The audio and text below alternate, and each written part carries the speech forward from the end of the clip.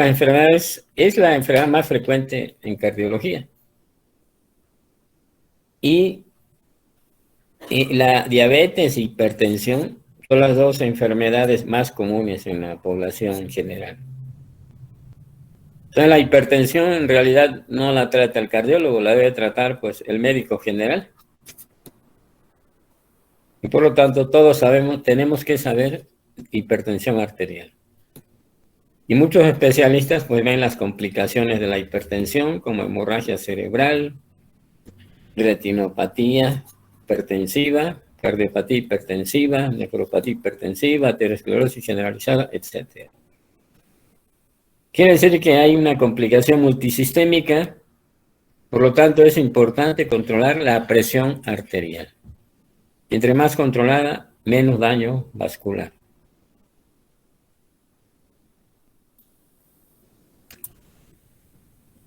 Me dicen si ven la presentación. Sí, doctor, ya se ve.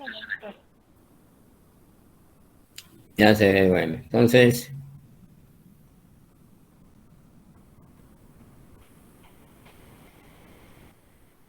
¿qué es la definición? Hay varias. Esta es la del Guadalajara y esta es muy sencilla.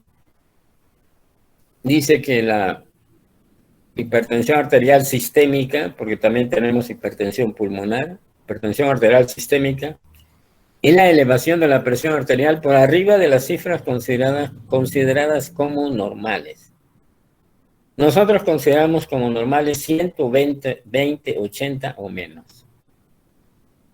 Pero fíjense bien, debemos tomarla en dos o más ocasiones distintas. Si yo le tomo a un paciente que llega por primera vez conmigo y la presión está alta, pues no puedo hacer el diagnóstico de hipertensión arterial. Tiene que hacer cuando menos en dos o más ocasiones distintas. Pero fíjense bien, y se asegura si existe daño a órgano blanco. Un ejemplo, me llega un paciente y por primera vez le detecto hipertensión arterial, pero no hay daño a órgano blanco. Tengo que tomarle varias determinaciones. Quiere decir, no le inicio tratamiento. Le digo que vaya a su casa y que ya sea que regrese para que le tomen la presión o en su trabajo. Hay muchos lugares donde toman la presión. Pero si tiene daño a órgano blanco, se asegura. Si es hipertenso y le veo el fondo de ojo y tiene retinopatía hipertensiva, pues sí es hipertenso. Desde el inicio le doy tratamiento. Si no se sabe hipertenso y vale una hemorragia cerebral en los ganglios basales y la presión está alta, es hipertenso desde cuándo, quién sabe. Si es por un infarto igual o un dolor de tipo isquémico a nivel cardíaco, es decir, dolor opresivo, y la presión está alta, pues de ese momento ya se asegura. Quiere decir que si hay daño a órgano blanco, se asegura el diagnóstico. Pero una determinación aislada, si no existe daño a órgano blanco, no hemos todavía completado el protocolo para decir hipertensión arterial. Porque tenemos la hipertensión que se llama de bata blanca. El ejemplo clásico es aquel paciente que va a consulta y espera unos 30 minutos ahí afuera esperando, ¿verdad?, que le den consulta, sobre todo en el sector salud. Y él no tiene antecedentes de hipertensión ni otros factores. Y cuando pasa al consultorio le detectamos la presión alta. Por primera vez. Entonces, hay que tomar en dos o más ocasiones distintas para asegurar el diagnóstico. Lo mejor es decirle que se tome la presión a cualquier hora, a cualquier día, le vaya anotando y al mes o a los 15 días vayas con nosotros y de acuerdo a toda la presión ya decidimos si es hipertenso o no.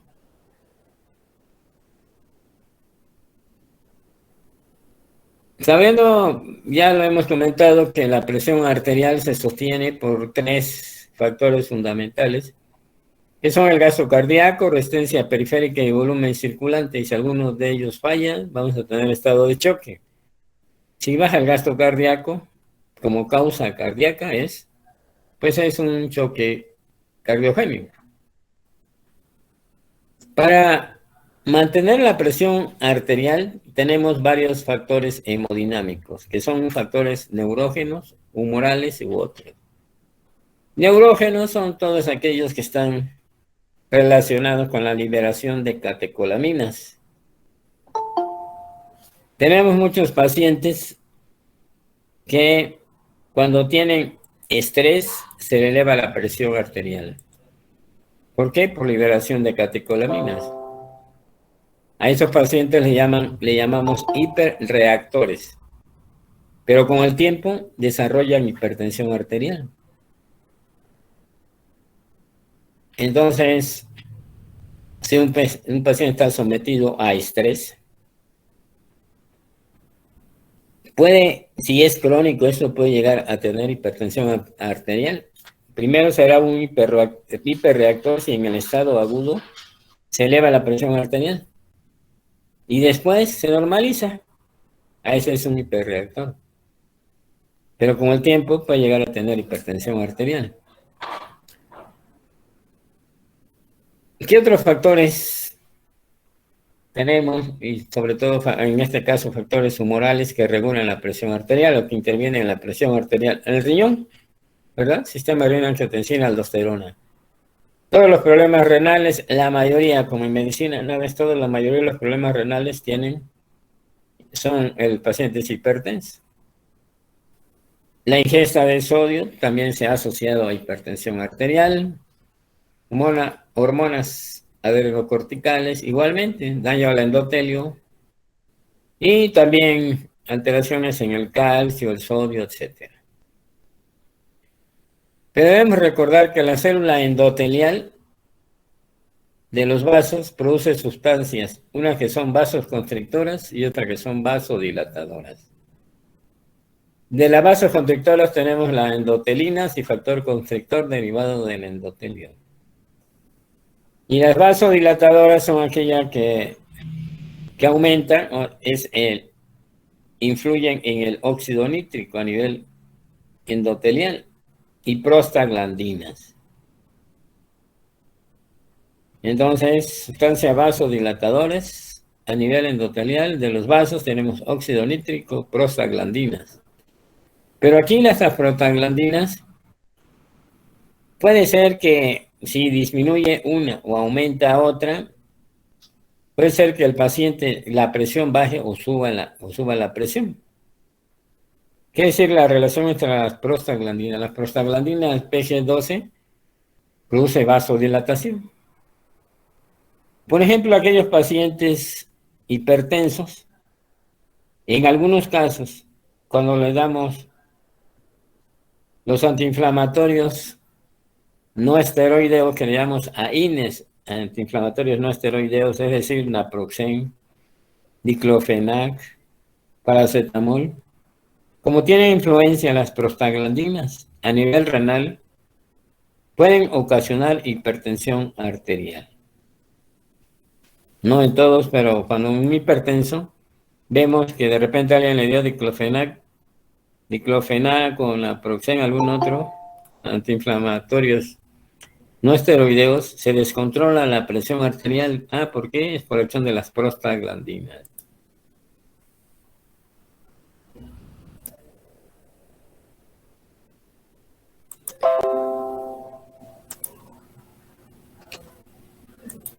A ver, quiere entrar alguien más, pero no. Aquí está. No sale ahora. Bueno, ahí lo dejamos porque no había que salir. Entonces, el endotelio produce sustancias vasoconstrictoras, la endotelina, factor constrictor del endotelio. Y en el endotelio tenemos sustancias vasodilatadoras, óxido nítrico y prostaglandinas PG12, entre otras. Epidemiología, esta es la encuesta de salud del 2000 y ahorita comentamos la 2002. En esta se vio uno de los aspectos fundamentales, es que 1 de cada 2 mexicanos mayores de 50 años tienen hipertensión arterial. ¿Por qué? Habitualmente aquellos pacientes diabéticos, aterosclerosos, 50 años o más, tienen hipertensión arterial. Y a mayor edad, la presión arterial es más frecuente, sobre todo de tipo sistólico, por la aortoesclerosis. En esta encuesta, fíjense bien, muchos pacientes que tomaron al azar la presión arterial, 61% de ellos eran hipertensos y no sabían que eran 61% de los pacientes aparentemente sanos, mayores de 50 años, tenían hipertensión arterial. Y de los que asistían al control en los centros de salud, es decir, IMSS, ISSSTE, Salubridad, solo controlábamos el 15%, lo cual era un control muy bajo para la frecuencia de hipertensión arterial. Y se llegó que la prevalencia de hipertensión arterial en México, de acuerdo a los cálculos estadísticos, del 30%. Después hubo otra encuesta en el 2012, en el que se vio que la prevalencia seguía siendo un promedio del 30%, pero que el sector salud de los pacientes que iban frecuentemente al control de la hipertensión arterial ya se controlaba el 50%. Quiere decir que a pesar de que muchos pacientes van al consultorio para controlar su presión arterial, no están controlados. Nosotros siempre echamos la culpa al paciente, pero no siempre ellos tienen la culpa. Hay pacientes que toman bien sus medicamentos y llegan con el médico 140-90 y le dicen siga tomando igual. Y en otras ocasiones es que el paciente toma su medicamento de acuerdo a cómo él se siente. A veces nos dicen, cuando me siento mal, tomo una cada 12 horas. Un ejemplo, captopril. Y cuando estoy bien, tomo una tableta diaria. Entonces el paciente a veces modifica su medicamento de acuerdo a los síntomas que tenga. Nuestro objetivo, ¿cuál es? Controlar la presión por abajo de 140-90. Entonces 140-90 y me dice que está tomando bien su medicamento, tengo que aumentar la dosis o agregar otro medicamento. No puedo dejarlo con esa dosis porque está ocasionando daño vascular a largo plazo. Va a tener complicaciones. Y este concepto, que no es muy reciente, pero es importante para nosotros, nos dice que por cada incremento de 20 milímetros de mercurio de la presión arterial sistólica o 10 milímetros de mercurio de la presión arterial diastólica, hay el doble de mortalidad, tanto para enfermedad isquémica cardíaca como para ictus. ¿Qué nos está diciendo este concepto? Que si se eleva la presión arterial diastólica, el riesgo de daño vascular aumenta. Y si se eleva la presión arterial sistólica, el daño vascular aumenta al doble. ¿Eso qué quiere decir? Que debo de tratar la presión sistólica aislada, sí. No tomar en cuenta solo la diastólica. ¿Por qué este concepto? Porque anteriormente, si mi paciente tenía menos de 90 de la diastólica, no me interesaba cuánto tenía de sistólica. Y sabemos que después de 50 años o más a mayor edad, lo que predomina es la presión arterial sistólica aislada, es decir, puede encontrar 150, 160, 80. ¿Debo de darle tratamiento? Sí. ¿Por qué? Porque la sistólica está elevada. quiere decir que es tan malo o el riesgo de daño vascular aumenta el doble, tanto si se eleva la presión sistólica como la diastólica. La clasificación de hipertensión arterial la vamos a clasificar en secundaria, quiere decir que si hay alguna causa que ocasiona la presión arterial. Y esencial cuando no encontramos una causa que la esté elevando. ¿Esto qué quiere decir? Que la mayoría de los pacientes hipertensos no encontramos una causa que justifique la hipertensión, por lo tanto es primaria o esencial. Y causas secundarias vamos a mencionar algunas. La causa secundaria más común es enfermedades renales, incluyendo también entre ellas no solo la del parénquima renal, sino también las renovasculares. Entonces, una hipertensión arterial es cuando una patología, por ejemplo, las nefropatías, todos sabemos que, de cualquier tipo, ya sea del parénquima o a nivel vascular, ocasionan hipertensión arterial. Y la más frecuente son las enfermedades renales. La causa más frecuente de hipertensión arterial son las enfermedades renales. Pero aquí a veces es un problema que no nos enfrentamos, sino que no podemos dilucidar. La hipertensión con los años es capaz de desencadenar nefropatía, enfermedad renal crónica. Y la enfermedad renal ocasiona hipertensión. ¿Qué fue primero, la hipertensión o el daño renal? Pues en algunos casos no. Si nunca ha tenido problema renal y empezó con la presión alta durante muchos años, pues sí, esa enfermedad renal crónica es por hipertensión. Pero a veces la enfermedad renal es el primer dato que nos da es hipertensión. Entonces va a depender de que si estudiamos previamente al paciente o no. No olvidar que las enfermedades renales son las causas secundarias más frecuentes de hipertensión, pero sin olvidar las renovasculares. Un paciente joven, hipertenso, que no tiene enfermedad renal, el riñón está normal, no hay proteinuria y no le encuentra otra causa. Pues hay que estudiar a ver si no tiene una estenosis de la arteria renal. Otras causas secundarias. La vamos a poner aquí en el néter que es más fácil.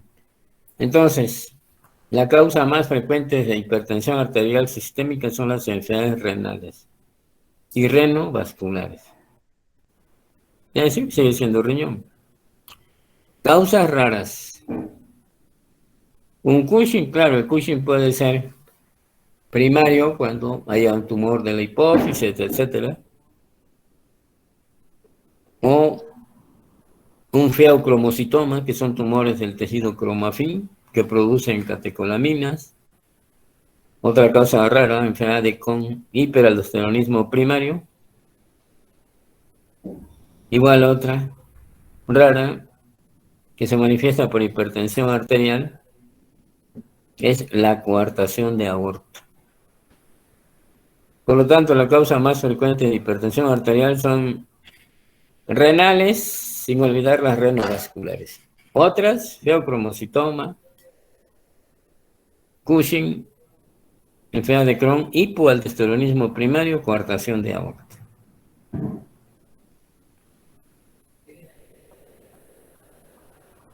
Entonces, aquí hay unas palabras de los anticonceptivos iniciales que se daban antes. Eran dosis más altas, por lo tanto se asociaba a hipertensión arterial. Y actualmente los anticonceptivos actuales son microdosis, ahí están de implante, y por lo cual ya no se considera un factor de riesgo para hipertensión arterial. Anteriormente sí, ahorita ya se considera que no. Estas son las causas más comunes de hipertensión. Claro, el embarazo no causa hipertensión. Una embarazada aumenta el gasto cardíaco, sí, baja la resistencia, la presión se mantiene normal. Claro que si tiene problema renal, pues ahí sí, el problema renal va a causar complicación del embarazo, entre ellas va a haber hipertensión arterial. Del hiperalteronismo primario, que es una enfermedad rara, ¿cómo lo puedo sospechar? Que es lo más importante para poderlo empezar a estudiar. Es un paciente hipertenso y al estudiarlo vemos que el potasio está bajo sin una causa específica. ¿Esto qué quiere decir? Que si yo empiezo a estudiar un hipertenso y le pido electrolitos séricos y el potasio está bajo y no está tomando diuréticos, pues debemos de estudiar hiperaldosteronismo primario. Obviamente le podemos hacer un ataque buscando algún tumor, ¿verdad? En la glándula suprarrenal. Esa es la causa del hiperaldosteronismo primario más común. Unas palabras de un tumor que siempre debemos de saber. Una causa rara de hipertensión arterial secundaria son los que llamamos los feocromocitomas. Son tumores de médula suprarrenal, pero algunos son paragangliomas habitualmente. Son benignos y producen adrenalina. Por lo tanto, estos pacientes liberan en forma intermitente noradrenalina o adrenalina. Y las manifestaciones clínicas se presentan en crisis, es decir, es un tumor que produce en forma intermitente catecolaminas. Y cuando se liberan estas catecolaminas, adrenalina o noradrenalina, el paciente obviamente va a producir una vasoconstricción intensa y va a tener una crisis hipertensiva, acompañado de manifestaciones adrenérgicas, es decir, taquicardia, palidez, diaforesis y la presión alta, cefalea, etc. Entonces, el feocromocitoma se caracteriza por tener crisis de taquicardia. Pasa esa crisis, le damos tratamiento, se controla y de repente tiene otra vez hipertensión arterial. Tiene crisis hipertensiva en forma intermitente. Hay que estudiarlo. Cómo el tumor libera catecolaminas en forma intermitente, lo mejor es tomar derivados, tomar una muestra de sangre en el momento que la presión está alta. ¿Por qué? Porque en ese momento se está elevando las catecolaminas. Entonces le pedimos en sangre metanefrina o normetanefrina en sangre. En cualquier laboratorio se lo hacen. Pero debe de ser en el momento de la crisis. Si en el momento de la crisis estos niveles están normales, quiere decir que no hay elevación de las catecolaminas.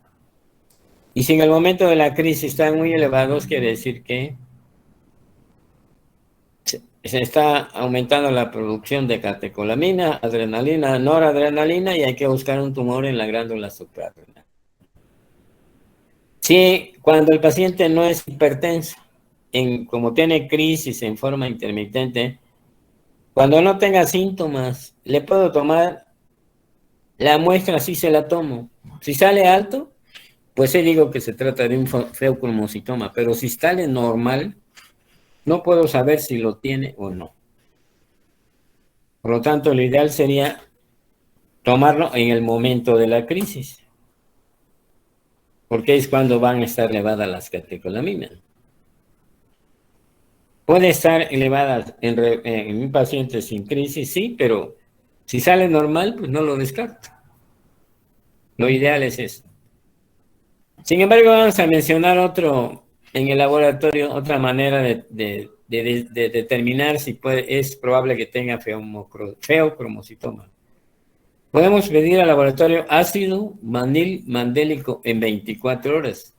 Esto quiere decir que tenemos que tomar una muestra, no muestra de orina, sino que el paciente recolecte su orina en 24 horas y determinamos este metabolito, ácido mandélico, y si está elevado, sugiere feocromocitoma. Visita normal, lo descarta siempre y cuando la muestra se haya tomado en la crisis, porque si se toma cuando no está en crisis, pues no se han liberado las catecolaminas, y si es normal, no descarta nada. Conclusión, feocromocitoma nos da crisis hipertensivas, manifestado por una reacción adrenérgica severa. Le damos tratamiento, pasa esa crisis y de repente es otra. ¿Qué debemos determinar? Los metabolitos de la metanefrina y normetanefrina. De preferencia en el momento de la crisis hipertensiva, igual que el ácido vanil mandélico. Actualmente, ¿qué empleamos? Metanefrina, niveles de metanefrina y normetanefrina. Aquí hay un tumor, pero no es necesario que encontremos un tumorzote acá, ¿verdad? La glándula suprarrenal, este sí es un tumor gigantesco.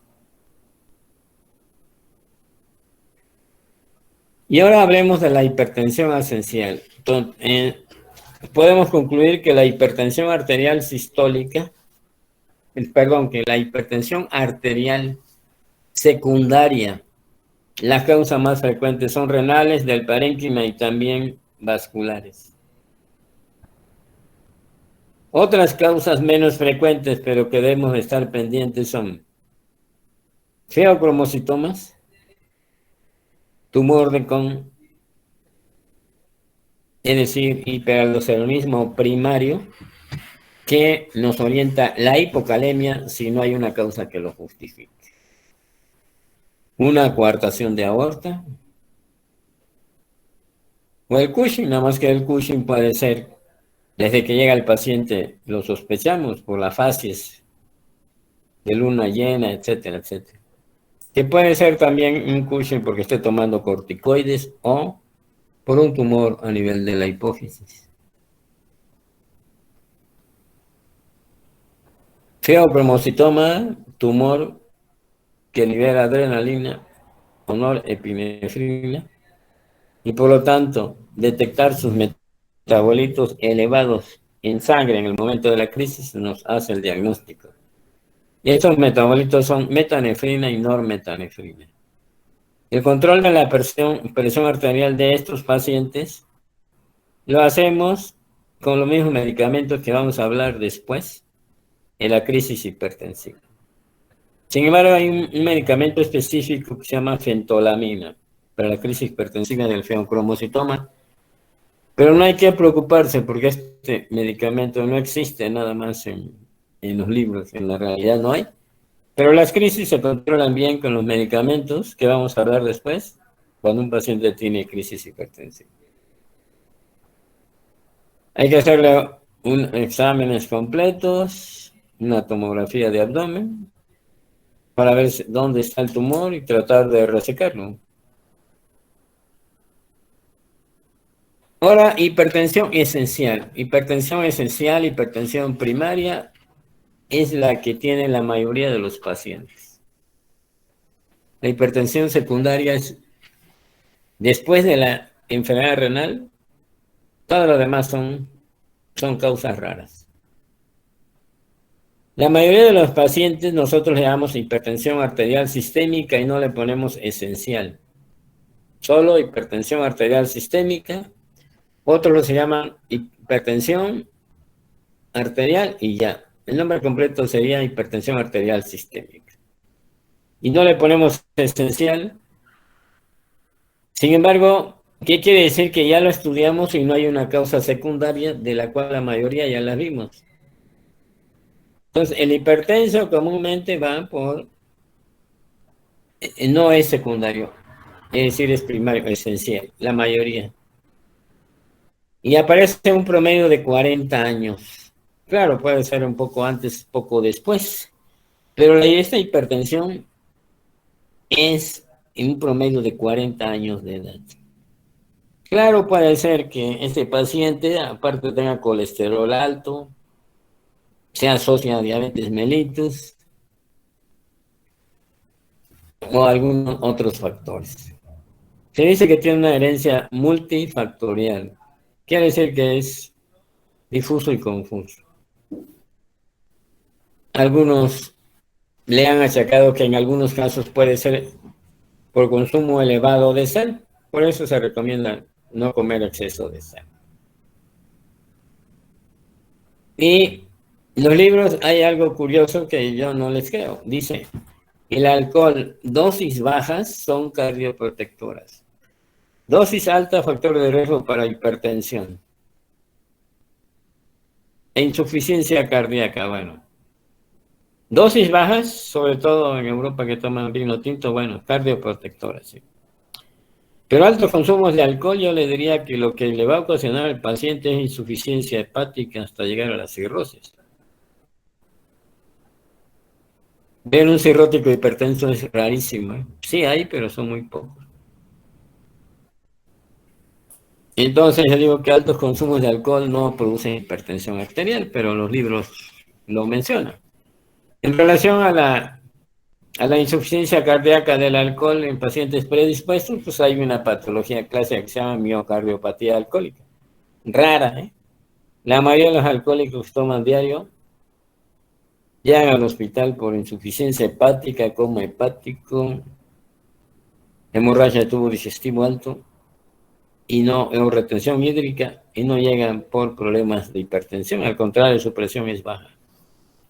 El sedentarismo, claro, el sedentarismo predispone a aterosclerosis. La hipercolesterolemia, se ponen duras las arterias y terminan siendo hipertensos.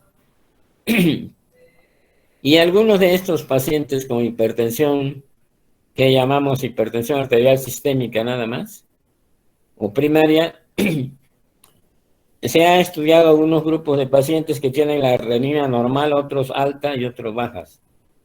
En general, en la clínica no estudiamos la renina de nuestros pacientes. Algunos datos clínicos, algunos tipos clínicos específicos de hipertensión. El más común que debemos de saber es el que está aquí abajo, que dice hipertensión arterial sistólica aislada, donde la presión arterial sistólica es mayor que la diastólica. Entonces debemos de saber lo siguiente, nuestra presión normal es 120/80. Bien, hipertensión es cuando mi paciente tiene 140/90 o más, fíjense bien. De 120 subió a 140, son 20. Y de 80 subió a 90, 140/90. Esa es una relación más o menos en un paciente antes de, cuando no tiene aortoesclerosis. Después decimos 150/100. Bueno, perdón, 160/100. La 140, ¿cuánto subió? 20, ya tenemos 160. Y la de 90/100, entonces decimos 120/80, 140/90, 160/100. Es más o menos lo que encontramos en la mayoría de los hipertensos. Pero a los 50 años o más, sobre todo los mayores, la presión arterial sistólica no sigue esta regla. Es decir, yo puedo encontrar un 150/80. Y está elevada sobre todo la sistólica, 160/80, 160/90. No sigue este orden y por lo tanto está más elevada la presión arterial sistólica, le llamamos hipertensión arterial sistólica aislada. Por lo tanto, la aterosclerosis es la causa más frecuente de hipertensión en aquellos pacientes que tienen mayor de 50, 60 o más años, sobre todo 60 o más años. ¿Es algo común? Y la hipertensión arterial cada vez más frecuente después de los 50 años de edad en relación a la hipertensión arterial sistólica por aortoesclerosis. Y ahora vemos algo menos, ¿verdad? Algunos pacientes hipertiroideos obviamente tienen aumento del volumen circulante y pueden tener hipertensión arterial sistólica elevada, pero hay un caso específico porque maneja mayor volumen y algunos otros. El dato clínico, habíamos comentado que el dato clínico de hipertensión arterial siempre es recordar el asesino silencioso. Le decimos a la hipertensión arterial el asesino silencioso. Quiere decir, si el paciente se descuida, nunca se toma la presión arterial, puede ser hipertenso, sí, aunque esté sintomático, sí. Por eso se llaman asesino silencioso. ¿Desde cuándo es hipertenso? Pues no sabemos. Desde el momento que lo detecté, valorando el fondo de ojo, podríamos tener una idea si tiene poco tiempo, mucho tiempo descontrolado, o ya las complicaciones agudas cuando lleguen. Un paciente hipertenso llega en ocasiones al hospital con una hemorragia cerebral en los ganglios basales y decimos, tiene una hemorragia cerebral hipertensiva. ¿Desde cuándo es hipertenso? No, no se conoce hipertenso. Y le detectamos una presión más alta, por ejemplo, 180, 110. De hipertenso, ¿desde cuándo? No sabe. Por eso se llama el asesino silencioso. Afortunadamente, todos los pacientes que van a un médico, nuestra obligación es tomarle la presión arterial, signos vitales. Cualquier paciente que veamos, por lo que llegue, tenemos que tomarle los signos vitales. De ahí que se trata de una enfermedad que la podemos ir diagnosticando cada vez mejor, porque es muy fácil, nada más con el aparatito del baumanómetro. Y es nuestra obligación, y todo paciente que ve un médico debe tomar los signos vitales. En el hospital se hace 100%. Va a consulta porque le duele la garganta o se golpeó la rodilla o el dedo izquierdo del pie, el primer dedo de una mano, un artejo del pie derecho, izquierdo. Hay que tomarle la presión arterial a todos, porque sabemos que es el asesino silencioso. Sin embargo, el síntoma por lo que acude a nosotros es por cefalea. Si un paciente de 40 años tiene cefalea, obviamente va a llegar y lo primero que podemos pensar es, ¿será hipertenso, sí o no? Pueden ser muchas cosas, pero la causa más común es cefalea, aunque hay varios tipos de cefalea, ¿no? Entonces, hipertensión arterial puede pasar desapercibida porque es asintomático, sí, por lo que llega a nosotros más comúnmente cefalea. Síndrome vasculoespasmódico, cuando llega con nosotros, que tiene cefalea intensa, que le zumba los oídos y ve lucecitas, cefalea, tinnitus y fosfenos, quiere decir que la presión está muy alta. ¿Desde cuándo? ¿Quién sabe? Si es que él no sabe, no se la ha detectado. Significa que hay un espasmo de las arteriolas a nivel cerebral y que esa presión ya tiene bastante tiempo muy alta, pero no sabemos desde cuándo. El nombre entonces, síndrome vasculoespasmódico, el nombre lo dice, ¿verdad? Un espasmo vascular de las arteriolas cerebrales, cefalea, tinnitus y fosfeno. Asintomático, sí, puede pasar desapercibido si no tomamos la presión, sí. Síntomas más común por lo que llega al médico, cefalea.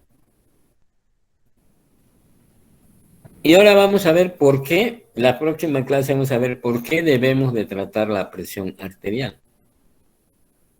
Porque produce lesión a órgano blanco. ¿Y cuáles son los órganos blancos clásicos? Pues todos los conocemos, empezando de arriba a abajo. Cerebro, retina. Corazón, riñón y arterias sistémicas. Entonces produce un cambio a nivel vascular que puede dañar todos estos órganos, pero en cada paciente se presenta en forma distinta. Hay unos que llegan por hemorragia cerebral, otros por alteraciones de la visión hasta la pérdida de la visión. Otros como factores de riesgo para un infarto del miocardio o insuficiencia cardíaca. cardiopatía isquémica. Otros hipertensos no tienen las otras complicaciones y llegan por enfermedad renal crónica. No es diabético, no ha tenido nada y a lo mejor tiene años con hipertensión arterial y le encontramos un problema, una patología renal, una enfermedad renal crónica. Pero aquí a veces es muy difícil saber qué fue primero. El riñón es la causa más frecuente de hipertensión y la hipertensión puede dar daño renal. Va a depender de cuánto tiempo. Si es mucho tiempo, hipertensión varios años y después tiene enfermedad renal y no hay otro factor, pues probablemente la hipertensión sí causó la enfermedad renal crónica. Pero si tienes pocos meses, primero fue el daño renal. Haz de cuenta si se detecta inicialmente que tiene albuminuria o microalbuminuria y después de 2 o 3 años desarrolla enfermedad renal crónica, pues ahí el riñón es la causa de la hipertensión, es el riñón, ¿no? Claro, si previamente sabemos que tenía daño renal. A final de cuentas, desde el punto de vista clínico, es lo mismo, porque si ya tiene daño renal hay que tratarlo igual. La arteria sistémica, es decir, vamos a ver pacientes con aterosclerosis, que van a producir una insuficiencia arterial crónica, después agudizada y después hay que quitarle una pierna.